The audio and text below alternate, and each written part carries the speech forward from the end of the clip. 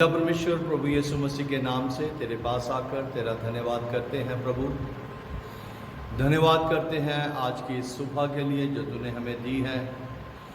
प्रभु यीशु तेरे वचन को जब हम पढ़ना चाहते हैं, तेरे वचन को समझना चाहते हैं और तेरे वचन को अपने जीवनों में अपनाना चाहते हैं, तो अपने पवित्र आत्मा के द्वारा प्रभु जी सहायता कर। सब सुनने वालों को बहुत आयत से आशीष दे, यीशु के नाम से मांगते हैं, आमीन। आप सबको सुबह की बरकत प्रोग्राम में स्वागत है और सबको जय मसीह की।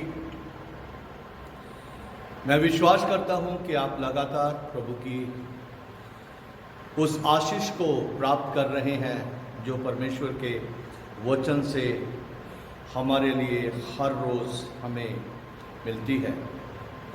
अजीज़ों, आज दूसरा इतिहास उसका 9 अध्याय और उसकी पहली 9 आयतों पर हम ध्यान करेंगे। जैसा हमने कल तक 4 आयतों के ऊपर ध्यान दिया था और चौथी जो आयत थी दूसरा इतिहास उसका 9 अध्याय उसका 4 वचन, वहाँ इस तरह से हमने पढ़ा, और उसकी मेज़ पर का भोजन देखा। ये शीबा की रानी जो कुछ उसने देखा उसके बारे में बता रही है। और उसकी मेज़ पर का भोजन देखा और उसके कर्मचारी किस रीति से बैठते, उसके टहलुए किस रीति से खड़े रहते और कैसे कैसे कपड़े पहने रहते हैं, और उसके पिलाने वाले कैसे हैं और वे कैसे कपड़े पहने हैं, और वो कैसी चढ़ाई है जिससे वह यहोवा के भवन को जाया करता है। जब उसने ये सब देखा तो वह बहुत हैरान हो गई, चकित हो गई। कल जो हमने इस संदेश को समाप्त किया था वो इस तरीके से किया था, इस वचन के साथ कि सुलेमान बादशाह ने परमेश्वर के भवन को बनाने की प्राथमिकता की। उसने अपने राजभवन से पहले परमेश्वर के भवन को बनाया, और उसके साथ ही हम इस बात के ऊपर भी आज ध्यान देंगे। पुराने नियम में जो परमेश्वर का भवन वो लकड़ी का, ईंटों का बना होता था, लेकिन आज के समय में हमने कल भी देखा था कि आज जिस चीज को परमेश्वर ने, प्रभु यीशु मसीह ने अपना भवन कहा है वो क्या है। पहला कुरिन्थियों उसका 6 अध्याय उसके 19 वचन को भी कल हमने पढ़ा था, और वहां इस तरह से लिखा है, क्या तुम नहीं जानते कि तुम्हारी देह पवित्र आत्मा का मंदिर है जो तुम में बसा हुआ है और तुम्हें परमेश्वर की ओर से मिला है, और तुम अपने नहीं हो। 20 वचन, क्योंकि दाम देकर मोल लिए गए हो, इसलिए अपनी देह के द्वारा परमेश्वर की महिमा करो। हम इस शरीर में इस अपने सांसारिक जीवन को जी रहे हैं। पौलुस रसूल इस बात को बताते हैं कि तुम्हारी देह जो है, मेरी ये देह जो है, ये पवित्र आत्मा का मंदिर है और परमेश्वर की ओर से हमें मिला है। और वो बिल्कुल स्पष्ट रीति से हम सबको ये सिखाता है कि ये तुम्हारा नहीं है। ये शरीर जो है जिसमें पवित्र आत्मा वास करता है, परमेश्वर इसमें वास करता है, ये तुम्हारा नहीं है। ये शरीर जो है आज जिसमें तुम अपने जीवन को जी रहे हो, उसको बहुत बड़ा मोल देके, बहुत बड़ा दाम देके मोल लिया गया है। और वो जो दाम है वो प्रभु यीशु मसीह का लहू है। मैं अक्सर इस बात को बोलता हूं कि जो हमें जीवन मिला है, जो हमें मुक्ति मिली है, वो फ्री जरूर है, वो मुफ्त जरूर है, लेकिन बहुत ही ज्यादा कीमती है। फ्री चीज हमें मिली है, लेकिन उस फ्री जीवन को हमें मिलने के लिए प्रभु यीशु मसीह ने एक बहुत बड़ी कीमत अदा की है, और वो उसने अपनी जान हमारे लिए दी है। इसलिए प्रभु यीशु मसीह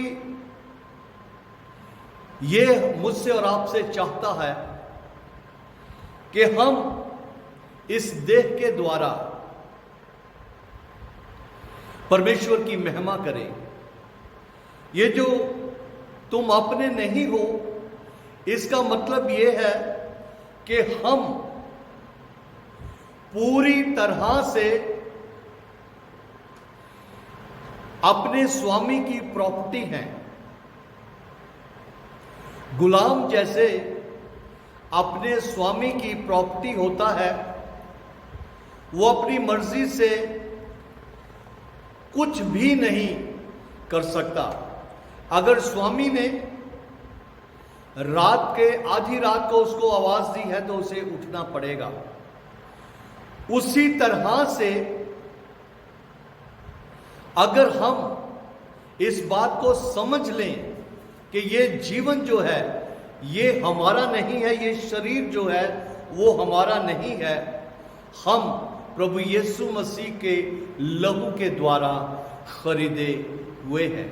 हमारा स्वामी जो है वो परमेश्वर है। हमारा स्वामी जो है वो प्रभु यीशु है। हमारा स्वामी जो है पवित्र आत्मा है, जो इसके अंदर वास करता है। इस बात को और ज्यादा गहराई से समझने के लिए रोमियो की पत्री उसका 12 अध्याय और उसके पहले और दूसरे वचन को भी हम आज देखेंगे। वहां पौलुस रसूल इस तरह से लिखता है, इसलिए है मेरे भाइयों, मैं तुमसे परमेश्वर की दया समरण दिलाकर बेनती करता हूं कि अपने शरीरों को जीवित और पवित्र और परमेश्वर को भावता हुआ बलिदान करके चढ़ाओ। यही तुम्हारी आत्मिक सेवा है। इस शरीर को हमें किसी भी रीति से अपनी मर्जी से नहीं चलाना। इस शरीर को, इस जीवन को, जैसा पौलुस रसूल बहुत हलीम होकर वो बेनती करता है कि अपने शरीरों को, हम जितने भी प्रभु यीशु मसीह के कहलाते हैं, हम सब के लिए एक जिम्मेवारी है कि हम अपने शरीरों को जीवित, मुर्दा नहीं, क्योंकि यूहन्ना की इंजील उसके 8 अध्याय और उसके 32 वचन में लिखा है कि तुम सत्य को जानोगे और सत्य तुम्हें स्वतंत्र करेगा। हम जब सत्य को जान लेते हैं, हम जब ये जान लेते हैं कि हमारा शरीर जो है, हमारी देह जो है, ये पवित्र आत्मा का मंदिर है, परमेश्वर इसमें वास करता है, तो हमें ये भी बात समझने की जरूरत है, जानने की जरूरत है कि हमारा इस जीवन का एक मकसद है। वो मकसद क्या है? वो मकसद ये है कि हमें इस शरीर से परमेश्वर की महिमा करनी है। इस शरीर के अलग अलग सारे अंग जो हैं, उन सारे अंगों के लिए ये जरूरी है कि वो परमेश्वर की महिमा करें। इस जुबान से हमारे लिए जरूरी है कि हम परमेश्वर का गुणगान करें। इन कानों से हमारे लिए जरूरी है कि हम परमेश्वर का वचन सुने। इन हाथों से हमारे लिए जरूरी है कि हम परमेश्वर की महिमा के लिए इनको इस्तेमाल करें।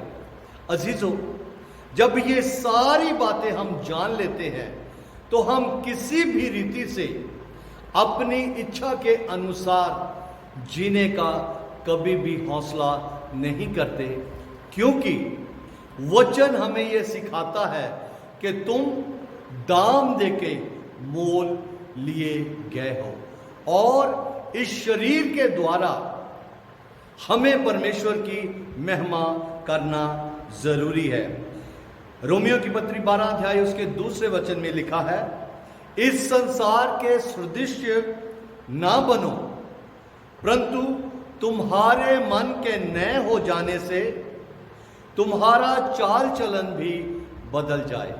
अजीजों, प्रभु यीशु मसीह ने यह कहा है कि इस पृथ्वी पर, इस जगत में तुम मेरी चलती फिरती तस्वीर हो।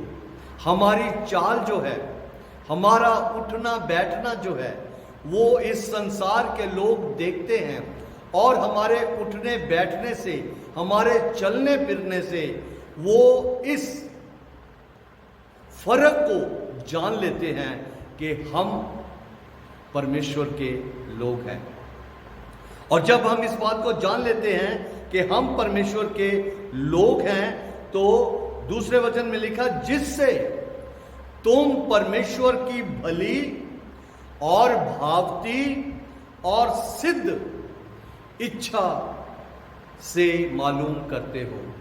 हम ये सब कुछ जो है परमेश्वर की भली और भावती और सिद्ध इच्छा अनुभव से मालूम करते हैं। अनुभव किसको कहते हैं? कि जब हम लगातार प्रभु यीशु मसीह के वचन में, प्रभु यीशु मसीह की उपस्थिति में, प्रभु यीशु मसीह के भय में जीवन को जीते हैं, उन सारे अनुभवों से हम सिद्धता की ओर बढ़ते जाते हैं। पहला पत्रस उसका पहला अध्याय और उसके 18 वचन में इस तरह से लिखा है, क्योंकि तुम जानते हो कि तुम्हारा निकम्मा चाल चलन जो बाप दादों से चला आता है, उससे तुम्हारा छुटकारा सोने और चांदी अर्थात नाशवान वस्तुओं से नहीं हुआ। हमारा जो निकम्मा चाल चलन था, उससे हमें छुटकारा जो है, वो निकम्मा चाल चलन हमारे जीवन से ही शुरू नहीं हुआ।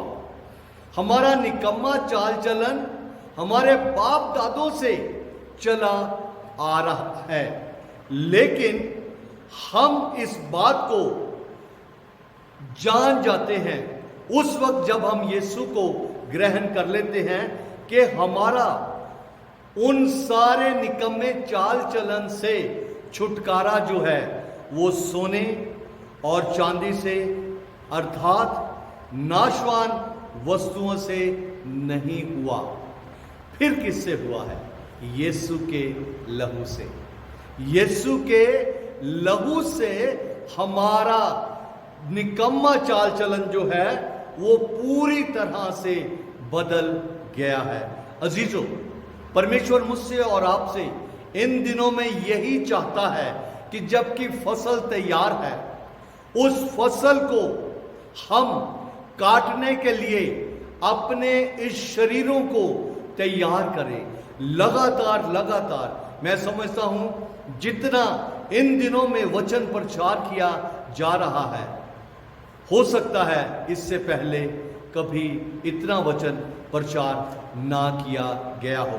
सो हमें यह जानने की बहुत जरूरत है कि सुलेमान जो बादशाह था, वो परमेश्वर के भवन में जाने के लिए एक लंबी चढ़ाई चढ़ता था, लेकिन आज हमें उस चढ़ाई को चढ़ने की जरूरत नहीं है।